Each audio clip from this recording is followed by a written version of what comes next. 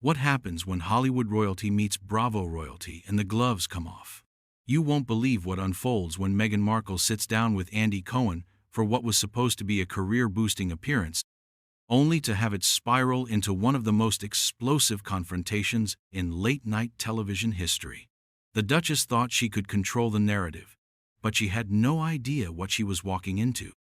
The tension was palpable from the moment Meghan Markle stepped onto the Watch What Happens Live set. Dressed in an immaculate cream blazer that probably cost more than most people's monthly rent, she carried herself with that familiar air of calculated confidence that had become her trademark since leaving the royal family. But tonight, something felt different. Andy Cohen, seated behind his signature desk with that knowing smirk playing at the corners of his mouth, had clearly done his homework. Welcome back to Watch What Happens Live. I'm Andy Cohen, and tonight we have the Duchess of Sussex herself, Meghan Markle.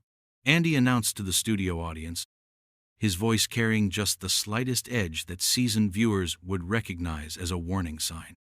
The applause was polite but not thunderous, and Meghan's smile seemed to tighten imperceptibly as she settled into the guest chair. "Thank you so much for having me, Andy.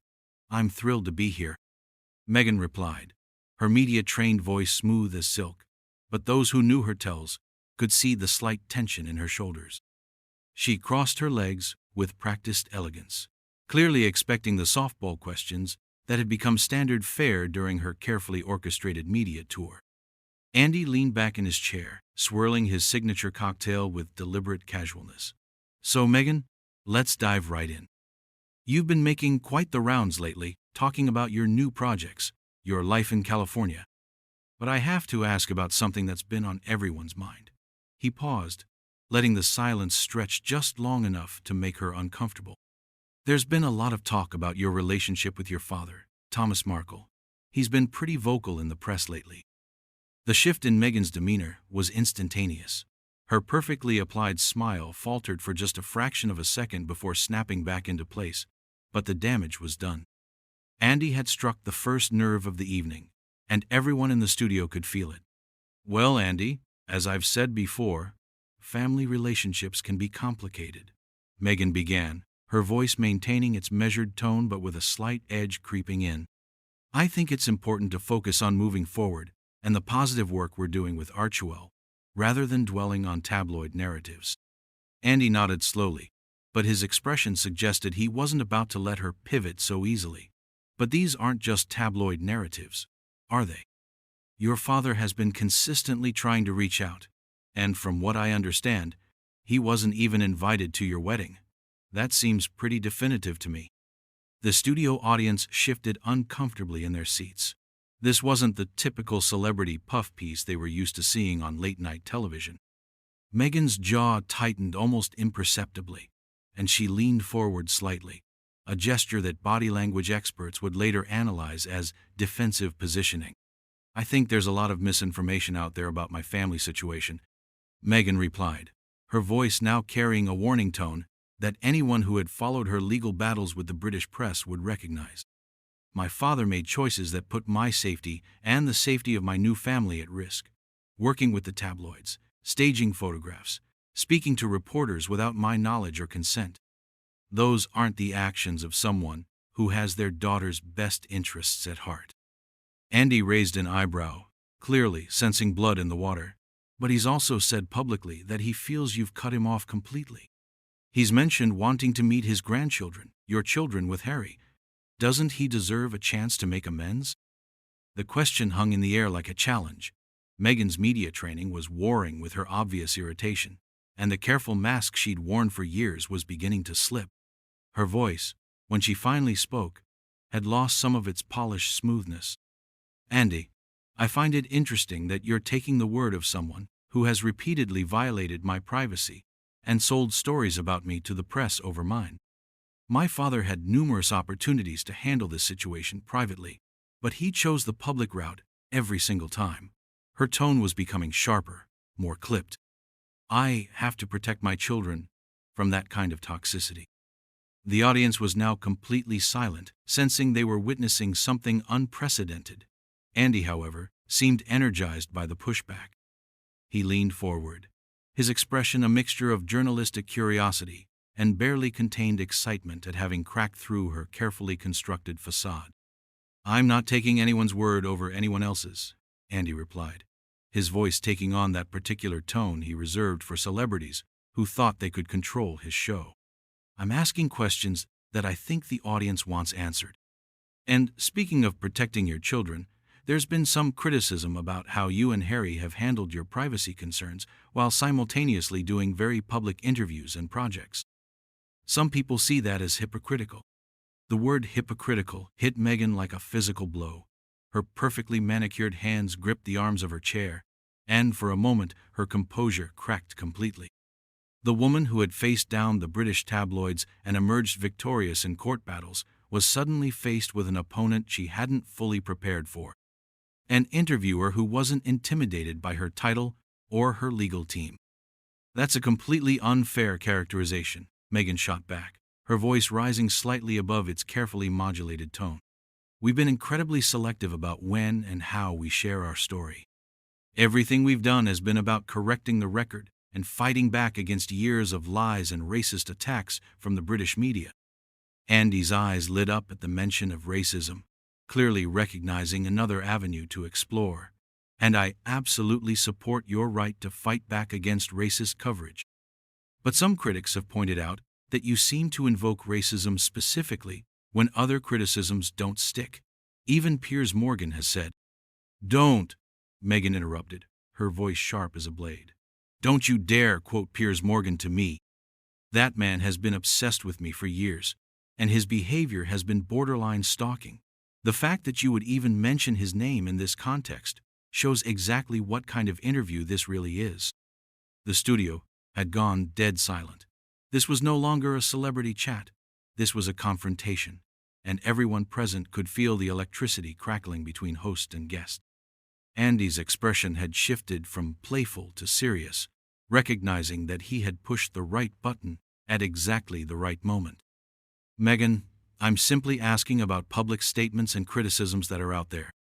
If you can't handle questions about your public persona and the choices you've made, maybe doing interviews isn't the right move," Andy replied, his voice calm but with an unmistakable steel underneath. The implication was clear. She had walked into his house and she would play by his rules. Meghan's face flushed slightly, a combination of anger and embarrassment at being so directly challenged on live television. She had clearly expected the deferential treatment she'd grown accustomed to from sympathetic interviewers, not this relentless probing into the contradictions and controversies that surrounded her public image.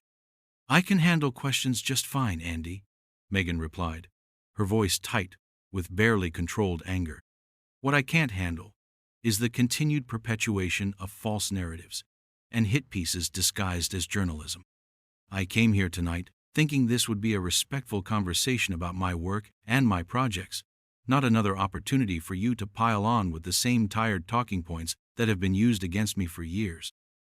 Andy set down his cocktail and looked directly at her, his expression now completely serious. "This is respectful conversation, Meghan. These are legitimate questions about your public statements and actions. If you find them uncomfortable, maybe that says something about the positions you've taken rather than the questions I'm asking." The commercial break that followed felt like the calm before a hurricane. During the brief intermission, Meghan could be seen adjusting her blazer with sharp, agitated movements while Andy conferred quietly with his producers. When the cameras rolled again, the atmosphere in the studio had somehow grown even more charged. "Welcome back to Watch What Happens Live," Andy announced, his voice carrying a dangerous undertone that regular viewers knew meant someone was about to get eviscerated. "We're here with Meghan Markle, and we were just discussing some of the public criticisms surrounding her media strategy." He turned to face her directly, and the smile on his face was anything but friendly. "Now, Meghan, I want to talk about something that's been bothering a lot of people. You and Harry did that massive Oprah interview, where you made some pretty serious allegations about the royal family. But since then, several of your claims have been, let's say, questioned." Meghan's entire body tensed. This was the minefield she had hoped to avoid. But Andy was walking straight into it with the confidence of someone who had done his research and wasn't afraid to use it. "I stand by everything we said in that interview. Meghan replied, her voice ice cold. Every single word was the truth. And frankly, I'm tired of having to defend our lived experience to people who weren't there and have no idea what we went through. Andy leaned back, clearly relishing the moment. But that's just it, Meghan. Some of your lived experience doesn't seem to match up with documented facts. For instance, you claimed you and Harry were married 3 days before the royal wedding in a private ceremony. But the Archbishop of Canterbury himself later clarified that what you had was a private exchange of vows, not a legal marriage. That's a pretty significant distinction. The color drained from Meghan's face. She had clearly not expected Andy to dive this deep into the specifics, and her media training hadn't prepared her for someone who would fact-check her claims in real time on live television. That's semantics, she shot back, but her voice lacked its earlier conviction. The important thing was the spiritual and emotional commitment we made to each other. The legal ceremony was just for the public. Semantics? Andy's eyebrows shot up. Meghan, you literally told Oprah that you got married 3 days before. Those were your exact words. And when the head of the Church of England has to publicly correct your statement, that's not semantics. That's a factual error at best, and at worst. He let the sentence hang in the air. At worst, what? Meghan snapped, her composure finally beginning to crack in earnest. What exactly are you implying, Andy? The studio audience was now completely riveted. This had gone far beyond typical celebrity gossip and had entered the realm of journalistic confrontation. Andy's expression was serious, almost prosecutorial. I'm not implying anything, Meghan. I'm stating facts. And the fact is, you made claims in that interview that were demonstrably false. The timeline you gave about when you supposedly had your passport and keys taken away doesn't match with documented royal engagements you attended. Your claim about not knowing anything about Harry or the royal family before you met is contradicted by your own social media posts and interviews where you talked about Princess Diana and the royal wedding. Each point hit Meghan like a physical blow. Her carefully constructed narrative was being dismantled piece by piece on live television, and she was clearly struggling to maintain her composure. You're cherry-picking details and taking things out of context, she protested, but her voice was now shaking with barely controlled rage. You're doing exactly what the British tabloids did, twisting my words and ignoring the bigger picture of institutional racism and the mental health crisis I was going through. Andy's expression didn't soften. If anything, he seemed to sense weakness and pressed harder. I'm not twisting anything, Meghan. I'm quoting you directly. And speaking of mental health, you claimed in that interview that you were denied help when you reached out. But multiple royal correspondents have since revealed that the palace has an extensive support system for family members, including mental health resources. Are you saying that entire system was kept secret from you specifically? The question was devastating in its precision. Meghan's face had gone from pale to flushed, and her hands were visibly trembling. She was clearly out of her depth, facing an interviewer who had done his homework and wasn't intimidated by her victim narrative. Those royal correspondents are mouthpieces for the institution, she replied, her voice rising. Of course they're going to defend the system. You have no idea what it was like to be trapped in that situation, to have your every move monitored and controlled. But you weren't trapped, were you? Andy shot back. You left. You made the choice to step back from royal duties and move to California. You had agency throughout this entire situation, yet you continued to present yourself as a victim with no options. The word victim seemed to trigger something primal in Meghan. Her eyes flashed with genuine anger, and for the first time all evening, her media training completely abandoned her. How dare you, she hissed. How dare you sit there and minimize what I went through? You have no idea what it's like to have an entire institution turn against you, to have the press write lies about you every single day, to fear for your safety and the safety of your unborn child. Andy remained unmoved by her emotional outburst. I don't minimize anything, Meghan. But I also don't think being asked legitimate questions about inconsistencies in your public statements constitutes an attack. You've built a media empire on your royal experience and your grievances against the institution. If you're going to profit from that story, you should expect it to be scrutinized. The word profit was like a red flag to a bull. Meghan's face contorted with fury, and she leaned forward aggressively in her chair. Profit? She spat. We've used our platform to highlight important causes and give voice to the voiceless. Everything we've done has been about service and making a positive impact on the world. Andy's laugh was short and humorless. Service? Meghan, you signed a $100 million deal with Netflix. You have podcast deals, book deals, speaking engagements that command six-figure fees. Your service has made you incredibly wealthy. Let's not pretend this is all altruistic. The studio had gone dead silent again, but this time the energy was different. The audience could sense that something fundamental had shifted, that this confrontation had reached a point of no return. Meghan's face was now bright red with rage and humiliation. Our success doesn't negate our commitment to service, she replied through gritted teeth. And, frankly, I find it interesting that a man who built his career on gossip and celebrity drama is lecturing me about authenticity and public service. It was a low blow, and everyone in the room knew it. Andy's expression darkened considerably, and his voice took on a tone that his regular guests knew meant they had crossed a line. At least I'm honest about what I do, Meghan. I don't pretend to be saving the world while cashing checks and settling scores with my family on international television. I don't claim to want privacy while doing tell-all interviews and reality shows. The tension in the studio was suffocating as Andy and Meghan stared each other down across the desk. The audience sat in stunned silence, witnessing what would undoubtedly go down as one of the most explosive celebrity interviews in television history. You know what, Meghan? Andy said, his voice dropping to a dangerously quiet level. Since we're being honest here, let's talk about the real elephant in the room. Your pattern of burning bridges with everyone who doesn't give you exactly what you want. Meghan's eyes widened in shock and fury. Excuse me?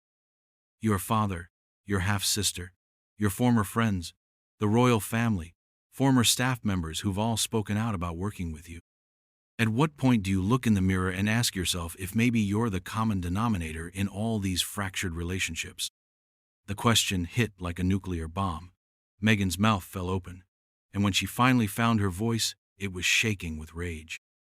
How dare you suggest that I'm responsible for other people's betrayals? These people sold me out for money and fame. They couldn't handle my success. Andy leaned forward, his eyes blazing. Or maybe they couldn't handle your behavior. Your former best friend Jessica Mulrooney, your father, palace staff. They all tell the same story about someone who demands absolute loyalty but gives none in return. That's complete nonsense. Meghan shot back, but her voice cracked. My father chose the tabloids over his own daughter.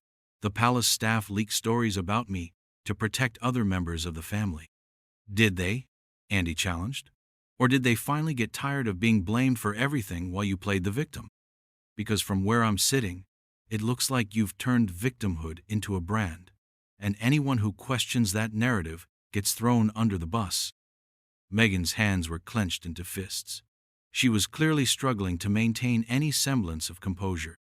I will not sit here and let you psychoanalyze me based on tabloid gossip, she hissed. You don't know me, and you certainly don't know what I've been through. Andy's smile was razor-sharp.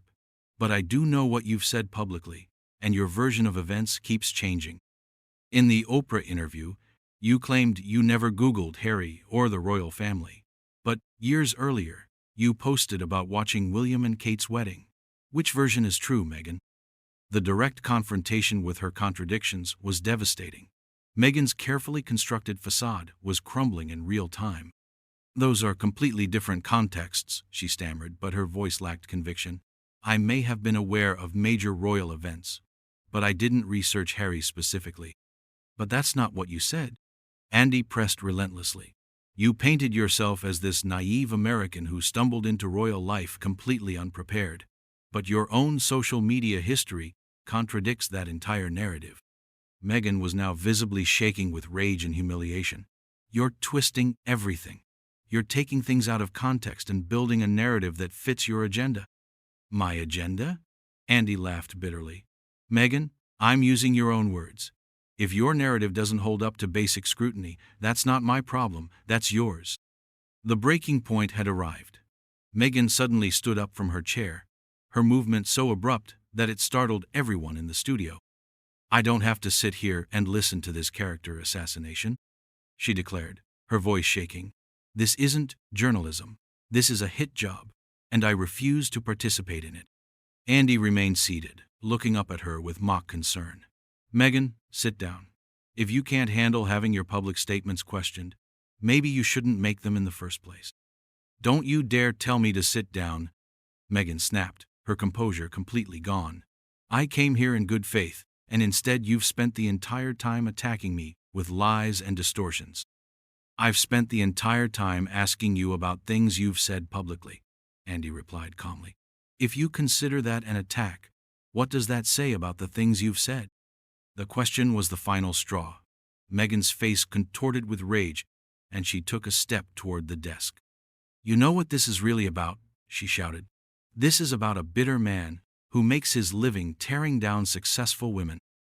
You can't stand that I built something meaningful while you're still sitting behind this desk, gossiping." Andy's expression darkened, but he leaned back with a cold smile. "At least I'm honest about what I do, Meghan. And at least when I leave this studio tonight, I won't have to explain to my publicist why I just had a complete meltdown on live television." The words were like a slap in the face. Meghan seemed to suddenly realize that she was having a breakdown while millions of people watched.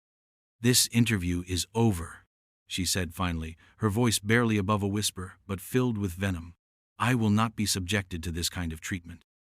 She turned and began walking toward the exit, her movements sharp and aggressive, but Andy wasn't finished. "Running away again, Meghan?" he called after her. "Just like you ran from the royal family when things got tough? Just like you run from every situation where you don't get to control the narrative?" Meghan stopped dead in her tracks. For a moment, it looked like she might turn around, but instead, she kept walking, her shoulders rigid with fury. "Give my regards to Harry," Andy added, as she reached the door. "I'm sure he'll be thrilled to see how this went." Meghan paused at the door, her hand on the handle. The cameras caught her face in profile, and the expression of pure rage and defeat was unmistakable. Then she yanked the door open and disappeared into the hallway. Andy turned back to the cameras, his expression a mixture of satisfaction and disbelief. The audience sat in complete silence. "Well," Andy said finally, straightening his tie, "I guess that's one way to end an interview." The most explosive celebrity interview in recent memory was over, ending with a dramatic exit that would be replayed for years to come. Meghan Markle had walked into Andy Cohen's domain thinking she could control the conversation, only to discover that some narratives can't be managed, and some interviewers refuse to be charmed into submission. The Duchess had finally met her match, and the entire world had watched her crumble under pressure. The interview that was supposed to rehabilitate her public persona had instead become the defining moment that exposed the contradictions her critics had long suspected. This was a battle that Meghan Markle had not only lost, but lost spectacularly, and on the biggest stage possible.